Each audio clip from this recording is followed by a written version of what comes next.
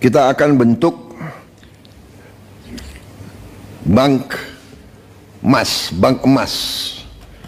Jadi selama ini kita tidak punya bank untuk emas kita, tidak ada di Indonesia.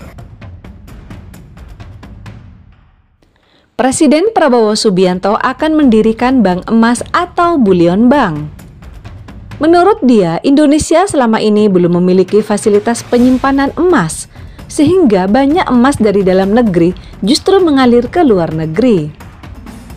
Jadi selama ini kita tidak punya bank untuk emas, tidak ada di Indonesia. Jadi emas kita banyak ditambang dan mengalir ke luar negeri, kata Prabowo di Istana Kepresidenan. Kegiatan yang dimaksud dapat berupa simpanan emas, pembiayaan emas, perdagangan emas, penitipan emas, dan atau kegiatan lainnya yang dilakukan oleh Lembaga Jasa Keuangan atau LJK. Apalagi di Indonesia yang mayoritas Muslim, investasi emas dalam Islam sangat diperbolehkan. Bahkan sangat dianjurkan oleh Nabi Muhammad SAW karena dapat mensejahterakan kehidupan di kemudian hari. Nah, apa itu bank emas? Bank emas atau bullion bank adalah sektor usaha yang memberikan fasilitas bagi nasabah untuk menyimpan tabungan dalam bentuk emas. PT Pegadaian merupakan salah satu perusahaan yang telah menyediakan layanan ini. Konsep bank emas telah berhasil diterapkan di beberapa negara, seperti Turki dan Malaysia. Di kedua negara tersebut, emas dianggap sebagai instrumen investasi dan aset pelindung yang memiliki tingkat kepercayaan tinggi di masyarakat. Misalnya di Turki, bank emas telah berkembang pesat sebagai bagian dari upaya diversifikasi sistem keuangan. Bank-bank di negara tersebut memungkinkan masyarakat menyimpan emas dalam bentuk fisik yang dikonversi ke dalam rekening emas digital.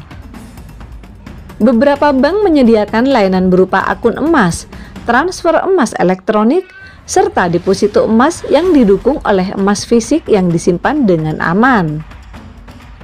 Sementara di Malaysia, bank-bank besar seperti Maybank, Chim, dan Public Bank menawarkan akun investasi emas yang memudahkan nasabah dalam membeli dan menjual emas secara digital. Penerapan konsep bank emas di Malaysia mendapat dukungan penuh dari pemerintah melalui regulasi yang jelas serta sosialisasi yang luas. Selain itu, bank emas di negara tersebut juga terintegrasi dengan sistem keuangan syariah. Sedangkan di Indonesia, saat ini baru 2 perusahaan yang telah mendapatkan izin dari Otoritas Jasa Keuangan untuk mengelola bank emas, yaitu Pegadaian dan Bank Syariah Indonesia atau BSI, yang keduanya merupakan bagian dari BUMN.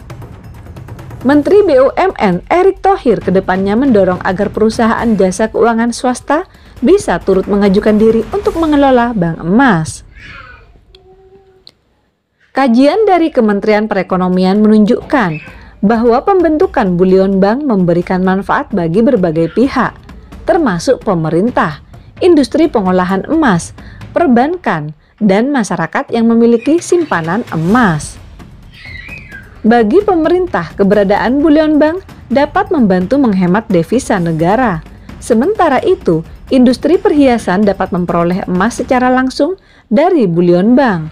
Bank sentral juga mendapatkan keuntungan dengan meningkatkan kontrol terhadap stabilitas moneter melalui mekanisme likuidasi emas kepada bullion bank serta melakukan transaksi emas di dalam negeri.